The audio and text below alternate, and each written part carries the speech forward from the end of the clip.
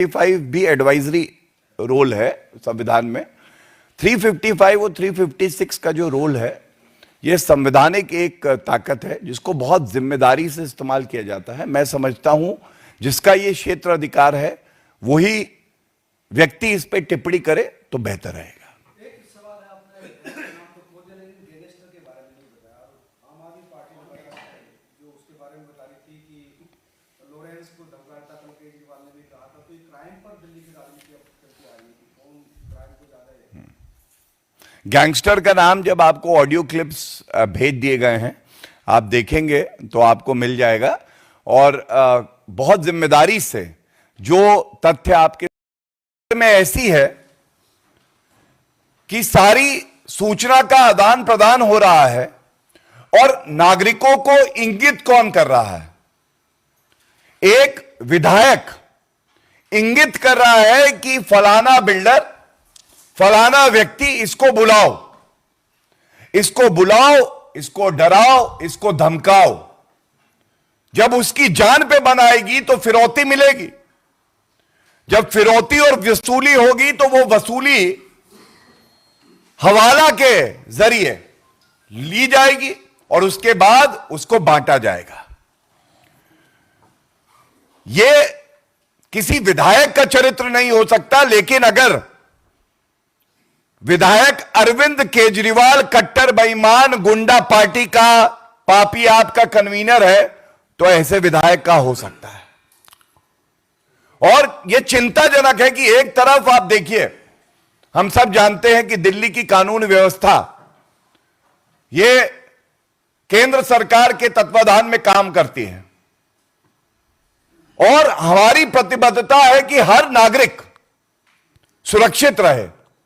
और एक चुनी हुई सरकार जो संविधान की शपथ लेती है वो हमारे दिल्ली वासियों को धमकाती है, उनकी जान पे खतरा बना रहे ये सुनिश्चित करवाती है।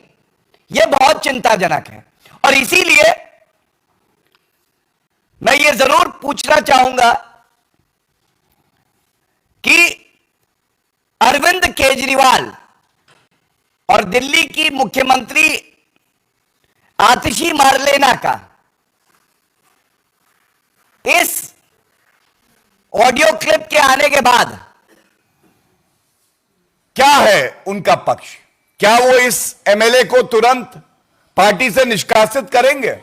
और अगर नहीं करेंगे तो जिससे मैंने शुरुआत करी, यह मान लिया जाएगा ये सारी की फिरौती जो हो रही है, ली जा रही है, यह अरविंद केजरीवाल के कहने से ही ली जा रही है। पहले मदिरा घोटाला, शराब घोटाला, जब वहां कमाई रुकी तो अब एमएलए को कहा है टारगेट है तुम्हारा 50 करोड़, 100 करोड़, ये इकट्ठा करके दो। और किससे रुपया वसूला जाएगा? नागरिकों से। दूसरा, दिल्ली की जनता आज त्रस्त है दिल्ली सरकार से। और यह कहना गलत नहीं होगा कि दिल्ली में बदलाव की बेला है और गुंडों और अपराधियों का कुछ दिन का खेला है। हम सब जानते हैं कि यह पापी आपकी जाती हुई सरकार है। दिल्ली विधानसभा के चुनाव हैं और जनता सुनिश्चित करेगी कि यह विपक्ष में भी ना आए।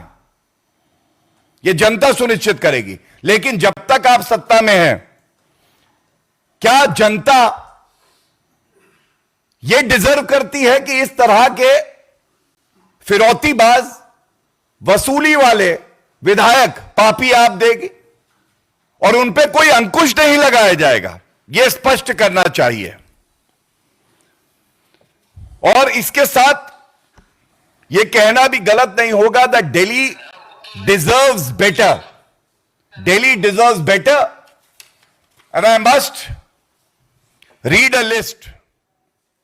यह अपराधियों की, गुंडों की, भ्रष्टाचारियों की, गैंगस्टर्स की, वसूली करने वालों की पार्टी बन के रह गई है। ताहिर हुसैन, दिल्ली दंगों का आरोपी, जेल में। केजरीवाल ने एक शब्द नहीं बोला, दिल्ली में दंगा भड़का रहे थे। अरविंद केजरीवाल स्वयं मनीष सिसोदिया शराब घोटाले में बेल पे, पहले जेल पे फिर बेल पे। अमानतुल्लाह खान ये एक नागरिक को इतना पीटते हैं क्योंकि वो ईमानदारी से पेट्रोल पंप पे अपना काम कर रहा था, अरेस्ट होती है, उसके बाद बेल पे बाहर आते हैं। इनके एक विधायक और पूर्व मंत्री रहे हैं, उन पे बलात्कार का आरोप लगता है। सोमनाथ भारती विधायक, इनके ऊपर डोमेस्टिक वायलेंस का आरोप लगता है, केस चल रहा है। और विभव कुमार अरविंद केजरीवाल का दाहिना हाथ, महिला अस्मिता को तार तार कर देते हैं। एक सांसद नेत्री के साथ जिस तरह का व्यवहार इन्होंने किया, अरेस्ट हुए। तो ये बेल और जेल, ये है पापी आपकी सच्चाई, और उसमें आज फिरौती और वसूली जुड़ गया है। ये बेहद ही चिंताजनक है। आपके साथ सारे ऑडियो क्लिप साझा किए जाएंगे, और जो सवाल हम लोग उठा रहे हैं, हम ये सुनिश्चित करेंगे कि ऐसी वसूली पापी आपकी सरकार को उखाड़ के फेंक दिया जाए। और जैसा मैंने कहा, दिल्ली की जनता डिजर्व्स बेटर। इनको विपक्ष में भी कोई भूमिका ना मिले, यह हमें यकीन है कि दिल्ली की जनता सुनिश्चित करेगी।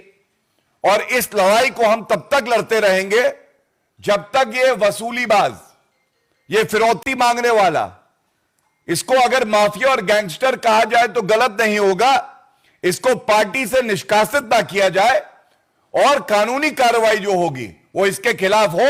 और ऐसे दरिंदे की जगह, और अगर अरविंद केजरीवाल उसको बढ़ावा देते हैं, उनके इशारे पे ऐसा काम होता है, तो ऐसे दरिंदों की जगह केवल जेल की सलाखों के पीछे है। मैं निवेदन करूंगा वीरेंद्र जी से भी कि कुछ और प्रमुख बिंदुओं पे वो आपका ध्यान आकर्षित करेंगे। गौरव जी जो लिस्ट बता रहे थे, उसमें दिनेश मोहनिया, प्रकाश जरवाल, अखिलेश त्रिपाठी, जितेंद्र तोमर, लंबी फहरिस्त है, सत्येंद्र जैन, और जमानत पे छूटे खुद जमानती अरविंद केजरीवाल और उनकी पूरी पार्टी। जो जेल से बेल और बेल से जेल का खेल चल रहा है, जब आप ये तीनों ऑडियो क्लिप सुनेंगे तो आपको ये भी पता चलेगा कि खुद विधायक नाम सजेस्ट करता है, और नाम भी किन के सजेस्ट करता है, वो करीबी जो उसके साथ काम कर रहे हैं, क्योंकि उसे पता है कि किसके पास कितना माल है। और उसके बाद वो गैंगस्टर उनको फ़ोन करता है और वसूली की जाती है। उसमें विजय बंसल का नाम आएगा, राजेश का नाम आएगा जो गगन स्कूल वाले हैं, गुरचरण बिल्डर्स का नाम आ ही चुका है, पूरन स्टोर का आएगा, एक गोलू रंजन आएगा, ऐसे कई नाम आएंगे। और ये सब वो लोग हैं जो किसी न किसी रूप में विधायक से जुड़े रहे हैं। और बातचीत में आप ये भी सुनेंगे कि वो कहता है कि मैं आपको नंबर दे दूं, तो गैंगस्टर कह रहा है कि उत्तम नगर के सारे नंबर मेरे पास है, आपको नंबर देने की जरूरत नहीं है। ये खुला खेल जो आम आदमी पार्टी के विधायक खेल रहे हैं, निस्संदेह इसमें जांच एजेंसी को तुरंत जांच भी करनी चाहिए, और जो दोषी उनके खिलाफ कड़ी कार्रवाई करके जो सही जगह इनकी सलाखों के पीछे वहां भिजवाना चाहिए। दिल्ली को विशेष रूप से अपराधियों का अड्डा बनाने में आम आदमी पार्टी की बड़ी भूमिका है। जब हम रोहिंग्या और बांग्लादेशियों की बात करते हैं तो ये तार वहां से भी जुड़ते हैं, और इसलिए आज जो खुलासा गौरव जी ने किया है, ये अपने आप में हमारा ये मानना है कि जमानती पार्टी, आम आदमी पार्टी के जो आपराधिक चरित्र के लोग हैं, ये एक ऐसा खेल खेल रहे हैं दिल्ली में जो दिल्ली के लोगों की सुरक्षा के लिए बहुत गंभीर विषय है, जिसको लोकतंत्र में जनता जिता के भेजती, अगर वही उनको हलाल करने में लग जाए तो आप समझ लीजिए कि इस दिल्ली का क्या होने वाला है।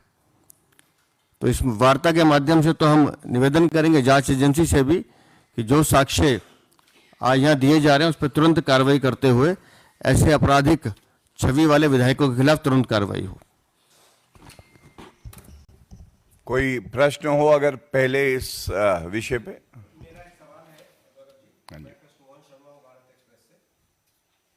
कल एक प्रोफेसर ने, दिल्ली यूनिवर्सिटी के प्रोफेसर ने पूछा कि दिल्ली यूनिवर्सिटी के प्रोफेसर को सैलरी मिल नहीं रही है, डॉक्टर को सैलरी मिल नहीं रही है, एनआरटी का बुरा हाल है, गुंडागर्दी की बात आपने कर ली, कैग की रिपोर्ट पे एलजी ने कह दिया कि आप रिपोर्ट को टेबल पे कीजिए। तो इस पे एक सवाल उठता है कि आर्टिकल 355 लगा के केंद्र सरकार इनकी निगरानी क्यों नहीं?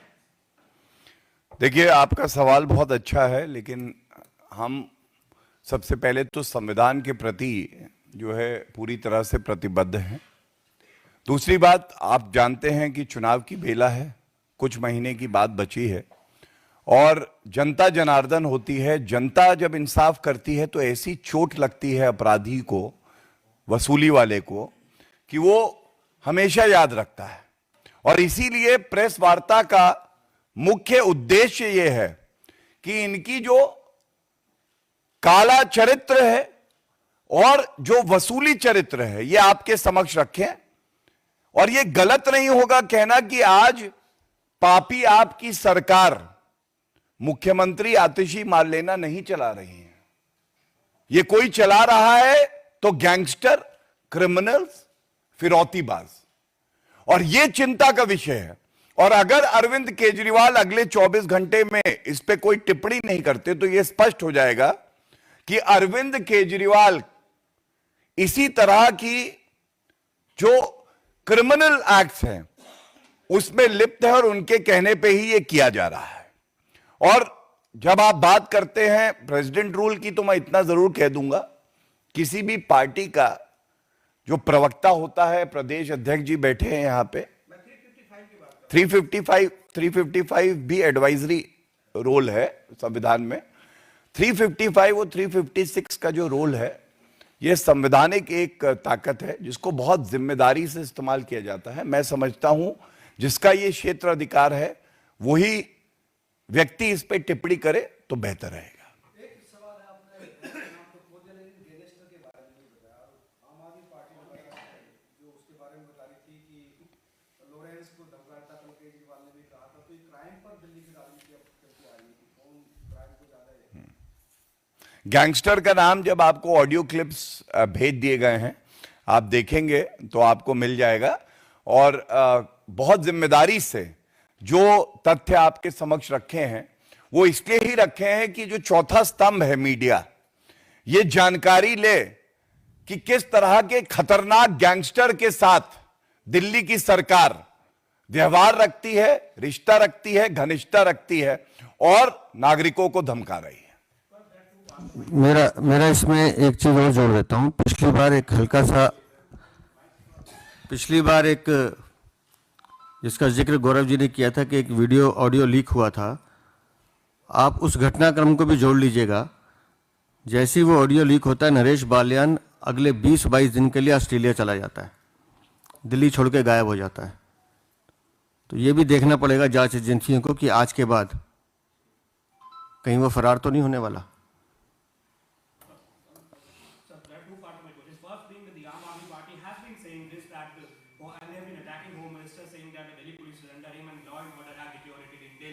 Arvind Kejriwal, Atishi, they both raised this issue. And how do you see that? Because law and order would be a big issue in one up to the election, given the fact that how you have also released a video. Secondly, sir, will you be giving this particular tape to Delhi police? क्या आप letter लिखेंगे, क्या आप complain करेंगे? बिल्कुल जांच agency को भी देंगे, वैसे पब्लिक डोमेन में है, वो खुद भी सुमोटो ले सकते हैं। और दिल्ली में अगर कोई विषय है तो भ्रष्टाचार है, टूटी हुई सड़कें और गड्ढा है, बिजली के बढ़े हुए बिल हैं, गंदा पानी है जिससे पिछले 1 साल में सरकारी अस्पतालों में 21,000 लोग मरे हैं, बहता हुआ सीवर है, यमुना है। इन विषयों से भागते हुए अरविंद केजरीवाल बार बार दूसरी दिशा में जाने की कोशिश कर रहे हैं। देखिए, सबसे पहला प्रश्न जो है, जो मूल प्रश्न है, जो फंडामेंटल प्रश्न है, क्या ऐसी पार्टी के कन्वीनर को कानून व्यवस्था पे प्रश्न उठाने का कोई नैतिकता बची है या नहीं?